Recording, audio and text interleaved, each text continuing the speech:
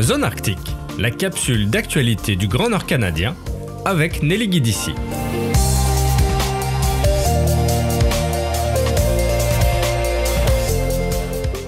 Le Comité sur la situation des espèces en péril au Canada, le COSEPAC, s'est récemment réuni à Wendake au Québec afin de mettre à jour la liste des espèces menacées au Canada. Ce comité est composé d'une 50aine de spécialistes et évalue régulièrement l'état de la faune du pays. Parmi les espèces désormais désignées comme menacées figure le harfang des neiges, cet hibou emblématique du Québec, symbole aviaire de la province, également présent dans les régions arctiques du Canada. Alors le harfang des neiges vit principalement dans l'Arctique, mais migre vers le sud du Canada pour l'hiver.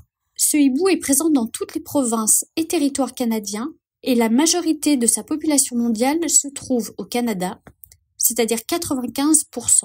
Pourtant, un déclin important de sa population a été observé au cours des 3 dernières générations. Plusieurs facteurs expliquent cette situation, comme le changement climatique qui perturbe profondément son habitat naturel, mais aussi les activités humaines, notamment l'utilisation de rodenticides. Ces poisons, conçus pour tuer les rongeurs, affectent directement le harfang et l'empoisonnent lorsqu'il consomme des proies contaminées. Pour la coprésidente du sous-comité sur les oiseaux, présente durant les réunions de la COSEPAC, Louise Blight, le harfang des neiges est une espèce soumise à de nombreuses menaces tout au long de son cycle de vie. Donc dans l'Arctique, elle subit les effets d'un climat en changement rapide, un climat qui se réchauffe 4 fois plus vite que le reste du monde. Mais lorsque l'oiseau migre vers le sud, vers les provinces du Canada, l'espèce est confrontée à d'autres dangers comme les collisions avec des structures humaines, l'électrocution et, comme on vient de le voir, l'empoisonnement.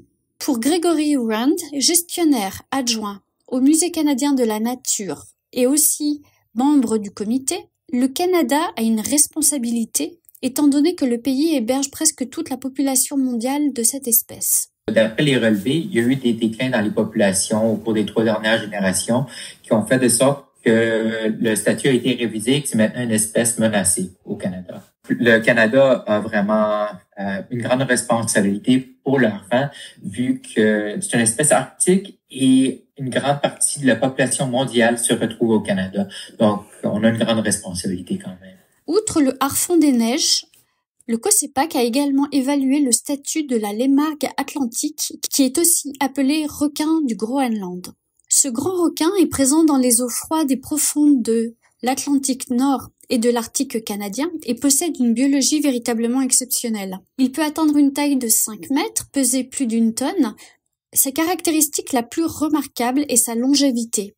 Il peut vivre plus de 270 ans, devenant ainsi le vertébré le plus longévif connu. Et ce requin met environ 150 ans à atteindre la maturité sexuelle, ce qui rend sa reproduction extrêmement lente. Cette lenteur de reproduction rend l'espèce particulièrement vulnérable aux perturbations de son environnement. Le réchauffement climatique, notamment dans les régions arctiques où il est le plus rapide, ainsi que les impacts cumulatifs de la pêche commerciale menacent la stabilité de sa population.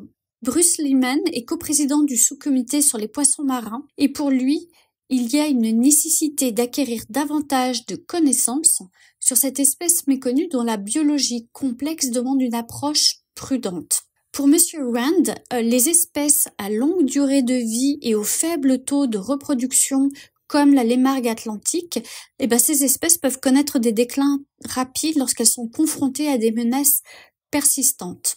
Donc en conclusion, le harfang des neiges a été classé par le COSEPAC parmi les espèces menacées au Canada et le requin du Groenland a été classé parmi les espèces préoccupantes qui nécessitent une surveillance accrue et des actions de conservation renforcées afin de tenter de protéger cette espèce face aux effets du réchauffement climatique.